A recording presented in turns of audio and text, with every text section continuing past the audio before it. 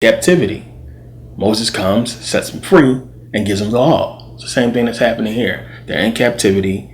Ezra comes, gives them the law, so on and so forth.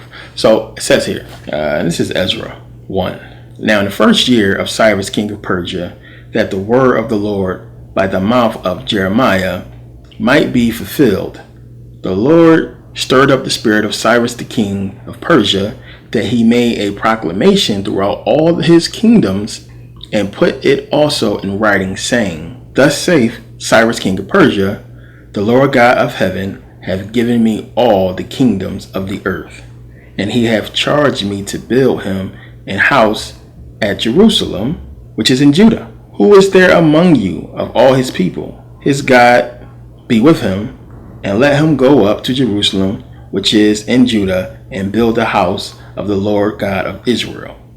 He is the God which is in Jerusalem.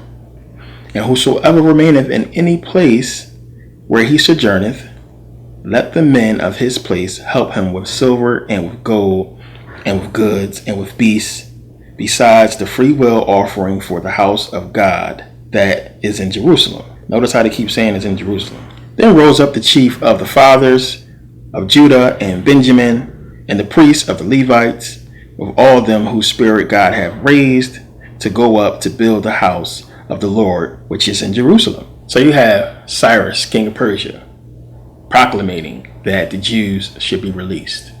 And everybody to basically help out the Jews. Give them gold, give them silver, give them animals, give them whatever you can, besides your free labor, to help the Jews get to Judah, get to Jerusalem, and rebuild the temple. And supposedly God, allowed this to happen. There is absolutely no proof of this. Of course, we know Cyrus, king of Persia, did exist. And we know that there's no mention of him and no Jews. There's no mention of any of this stuff, of course. But it's a reason for this. And it's been overlooked by a lot of scholars that have been reading their stuff. And I'm going to tell you, as far as I know, I'm probably one other scholar that did hint to this. But what you're going to hear, what I'm going to talk about here is not new. But it's going to seem new. Nobody's really digging into this part of it, but it's going to make a lot of sense when I get to it. And I kind of sort of alluded to it in the ancient history series, but it's going to make a lot of sense here. But you have Cyrus supposedly releasing these people, and they're going to Judah to go ahead and build the temple. Now we're going to get into a lot of history before we come back into Ezra, which is why this is going to be long, because there's a lot you got to understand with them jumping on to Cyrus, king of Persia, and what's really going on around this time. So you got to look at the Persian Empire. First of all, understand Cyrus is known as being a good king. He's a conqueror, but he's known as being a good person, being tolerant of other people's religion. This is something that's Persian. They copy off everything. And not only did he conquer people, he also allowed them to rule the land that they conquered. It was just like, okay, we conquered you. This is how it's going to work now, but you're going to control it, which is the MO we see of, the powers that be today. And he's known for that. He's also known for basically conquering kingdoms and setting up situations that would still allow the kingdoms to flourish. So it's like, I'm going to conquer you guys, and I'm going to make your kingdom better than you ever could have made it. So it's going to be kind of sort of a good thing that I conquered you and turned everything around and made it better. And the people are going to love me for it, because they're going to be eating better. Everything is going to be more better for the people that I've conquered you. You understand what I'm saying? But this is what gives it away. This is what gives it away when you understand the Bible. See, they have to put it as if God made this happen. How else are you going to explain the fact that you have King Persia coming in and conquering, Israel? So mind you, when the Hebrews are coming out of exile and going back to Judah and Jerusalem, Cyrus is still controlling the country. It's not like he gave the country back to the Jews. He's still king. He's still ruling over Israel. So remember that. And they have to keep it that way and make it seem as if, God put him in exile and he's allowing Cyrus to do all this because of the bad stuff that the Israelites done. Now notice how they procrastinate. Notice how they stall for so long through history that God finally banishes them, sends them away into exile, right around the time when you have the Persian Empire beginning to rule. Just how convenient is that? right around this time. How many times did they break God's law? They break the covenant. How many times did they sin? How many times did they worship idols? Like everybody's worshiping Baal and the golden calf and so on and so forth. How many times did they do this that God should have been sent them into exile? But just conveniently is done around a time in history where the Persians are, beginning to rule. Now, another thing that is important to understand about Cyrus never stepped foot into Egypt. He wasn't the one that conquered Egypt. It was his son, Cambyses, who conquered the Egyptians.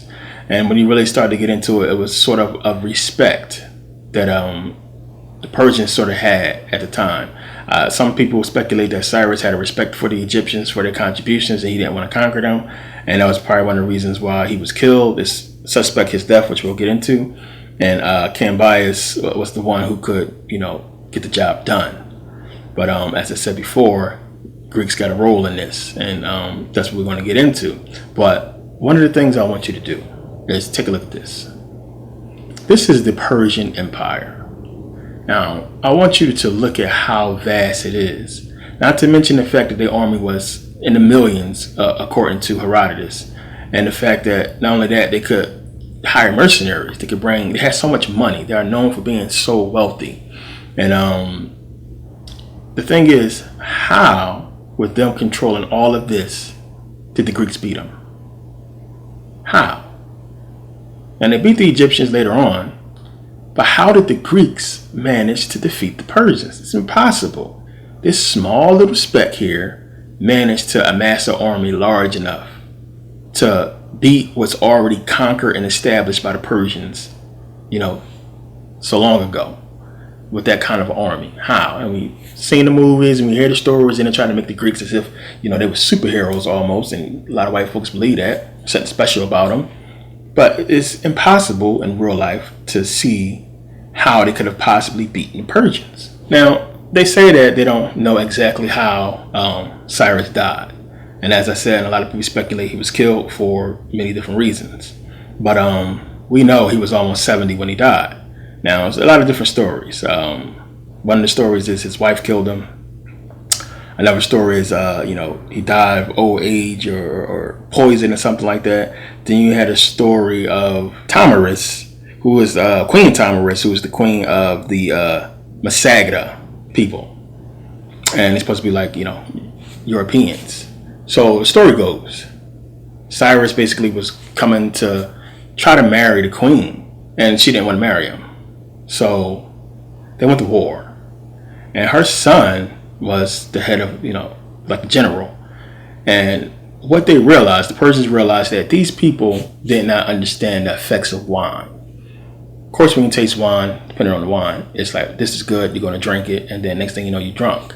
So what he did was they left the encampment and they left the wine and food out, basically. So when the army came through there, they ate and they got drunk. They drunk not knowing what's going to happen to them, and they got drunk. So they was able to come back and capture them. But her son, he didn't want to be taken alive. He didn't want to be taken and held captive. So he supposedly killed himself, which set the king off and enraged her. And she basically sent for him, to be killed. And they went to war and they basically killed him. And they cut him up, cut off his body parts or whatever like that, and brought the head back to the queen, which you can see in the pictures here. They are returning his head to the queen. That's one of the stories. It can't be confirmed, and none of the stories can be confirmed, of course, about what happened to him. But a lot of people speculate that he was assassinated by his own people. So now it's hard to believe that 68, 70-year-old man will be going to war anyway, let alone trying to marry a young queen. But who knows? The story could be true. What have you, but in any case, he died. He was killed somehow. But they tell us that the war between the Greeks and the Persians began because the Greeks basically supported the revolt of the Ionians against the Persians. Remember, you got to look at everything. As I talked about before, we have the Greeks in Egypt. You can clearly see the Persians coming. Everybody saw the Persians coming. It was conquering everything. So once the Persians got to the point of, conquering Babylon and getting closer to Egypt, and then conquering Egypt, and then conquering the Ionians, what was the Greeks waiting for? Of course, you're next. Ionia is right there. Turkey.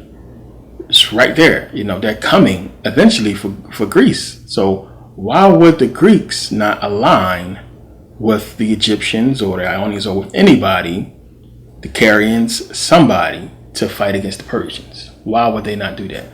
And how did it get to the point where, when you go to war because somebody supports something, that doesn't make sense, because we're coming to conquer you anyway. So we would expect you to support, the Ionians, because we're coming to conquer you anyway. It makes sense for you to align with them and support with them. The only way you will be outraged of their support is if y'all already had a prior agreement between y'all two, which is the case. So one of the things you got to ask yourself when you look at this, the Persians and the Greeks must have had some kind of agreement. There had to be some kind of an agreement. There had to be some kind of treaty. And in fact, there was at least 4 of them between the Greeks and the Persians. Now, a lot of people who study history understand, how serious this is. Most people who are conscious, a lot of people are conscious on the religious side and spirituality side, but not so much history. This is big. It's important. Now, Egypt was conquered, but we have to establish, because getting into this line of research right here is going to reveal exactly how they operated, exactly how they were able to get to where they are today. And believe it or not, the conquering of the Egyptian Empire began with the Persians and them having the knowledge, or being allowed to get to Kemet and conquer it. And only the Greeks could have done that. And it was the Greeks. So they had these agreements going on. And it says here, the treaties between Persia and Athens. According to the ancient tradition represented by Diodorus and Demosthenes, there were 2 treaties between Persia and Athens. The famous peace of Cyrus, which Cyrus was like a general, and the equally famous peace of Antiquities. The genuineness and the historicity of the peace of Cyrus has been questioned by Theopompus, because its added copy was written in Ionic script, which came into official use not before the end of the 5th century, and by the moderns because Thucydides does not specifically refer to it. The date assigned to this treaty is the time immediately following the death of Cimon, but its absolute date and its connection with the so-called Congress Decree of Pericles will have to be argued separately. The historicity of the peace is further attested by Diodorus, who emphasizes the fact that the Athenians, in signing the treaty with Artaxerxes, who is in his Bible, were breaking the oath of everlasting enmity against the barbarians, which they had sworn on the battlefield of Plataea. Now, real quick, the barbarians. Now, anybody that's outside of, the Greeks or the Romans was considered barbarian. So if you were just somebody coming from the outside, they called you barbarians. Now, barbarians, we see big, strong white dudes, but that's what they call barbarians. The validity, however, is made doubtful by the fact that the chief negotiator, Cyrus, was accused of bribery, condemned, almost executed, and fined 50 talents. Plutarch's account suggests that the document itself was available in the Athenian archives, and that the treaty was kept by the Persians while they were militarily weak, and disregarded by the Athenians while they were militarily strong. In fact, Demosthenes referred to the 2 treaties with Persia as examples of the general statement, which I think alludes to the view expressed by Thucydides. It is, however, not with these 2 famous treaties that I am concerned at the moment, but with 2 others which have not fared so well in our literary tradition, ancient and modern. They are the treaty which Darius included in the last decade of the 6th century, and that with the second Darius concluded shortly before 415 BC. Herodotus reports in 5.73 that the Athenians sent an embassy to Sardis to conclude an alliance with the Persians after they had driven out Anaxagoras and Cleomenes, and because they feared to be subdued by the Spartans under Cleomenes. This passage, as well as that other about the famous shield signal, has given rise to a protracted debate about the existence in Athens of a pro-Persian party. This is important. This is important because it takes away, because as I said before, the Greeks are trying to make it as if, well, the Persians came in and conquered, now we can do about it. We had to stop the Persians before they conquered us. We couldn't help the Egyptians. We sent the fleet to go help them out. They sank our fleet. What are we supposed to do? Nobody's really talking about these treaties. Have you heard about them before? How many people know they had an agreement, during this time? So it makes sense when you understand, and we're going to get deeper into this, that they had to have had an agreement. And it's no way in the world, even still with the agreement, you still have to think, which we'll get into. How? I don't think people realize how powerful the Persian army was. In the movie 300, they showed you like these people were powerful. The 300 was killed, of course. And we see you got Sparta and Athens comes together to basically defeat them. But it's more to that, which we'll get into.